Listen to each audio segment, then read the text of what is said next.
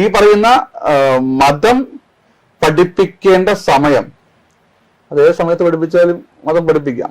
പക്ഷെ അധ്യാപകർക്ക് ശമ്പളം കൊടുത്ത് കെട്ടിടം നിർമ്മിച്ച് ഒക്കെ സാമ്പത്തിക ചെലവോടുകൂടി നടത്തുന്ന ഒരു പൊതുവിദ്യാഭ്യാസ മേഖലയിലെ വിദ്യാഭ്യാസ പ്രവർത്തനം അതിനെ മാറ്റി മതപഠനത്തിന് മദ്രസ അസോസിയേഷൻ, കേരളത്തിലെ മദ്രസ അസോസിയേഷൻ ആവശ്യപ്പെടുന്ന അതാണ്. ഞങ്ങൾക്ക് ഇതിൽ വ്യത്യസ്ത അഭിപ്രായമുണ്ട്.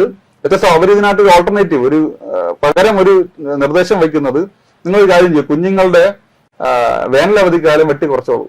ഇപ്പോ ഒരു ഉത്സവം, നാട്ടിലൊരു അമ്പലത്തിൽ ഉത്സവം നടന്നതിന്റെ ഭാഗമായിട്ട് നമ്മൾ ഒരു ട്യൂഷൻ ക്ലാസ് എങ്കിലും വൈകുന്നേരം കുട്ടികൾ പഠിക്കാൻ പോകുന്ന ട്യൂഷൻ ക്ലാസിന്റെ സമയമെങ്കിലും നമ്മൾ മാറ്റി വെക്കാൻ വേണ്ടി ആവശ്യപ്പെടുമോ? അവിടെ ഇപ്പൊ നമ്മൾ എന്താ ചെയ്യുക, ഒരു അമ്പലത്തിൽ ഉത്സവം നടന്നാൽ, ഇപ്പൊ സാധാരണ നമ്മുടെ നാട്ടിൽ ഉത്സവങ്ങൾ നടക്കുന്നത് എപ്പോഴാ? മാർച്ച് ഏപ്രിൽ മാസങ്ങളിലാണ്, ഫെബ്രുവരി മാർച്ച് ഏപ്രിൽ മാസങ്ങളിലാണ്.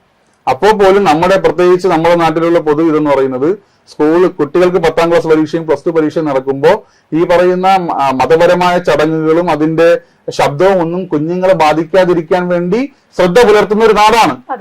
അതിനകത്തൊന്നും ഒരു തരത്തിലും കൂടെ കടുംപിടുത്തവും മറ്റു മതങ്ങൾ നടത്താറില്ല. അപ്പോൾ ഇത് ഞാൻ പറയുന്നത്, ഇത് മുസ്ലിം മതത്തിന്റെയോ മത പൗരോഹിത്യത്തിന്റെയോ മാത്രം പ്രശ്നമല്ല. ഈ മതപൗരോഹിത്യം മതത്തെ രാഷ്ട്രീയ താല്പര്യത്തിന് വേണ്ടി ഉപയോഗിക്കുകയും രാഷ്ട്രീയ നേതൃത്വത്തെ സമ്മർദ്ദത്തിലാക്കാനുള്ള ഒരു ഇടപെടലായി, ഒരു കാരണമായി ഉപയോഗിക്കുന്നിടത്താണ് ഇത് പ്രശ്നം വരുന്നത്.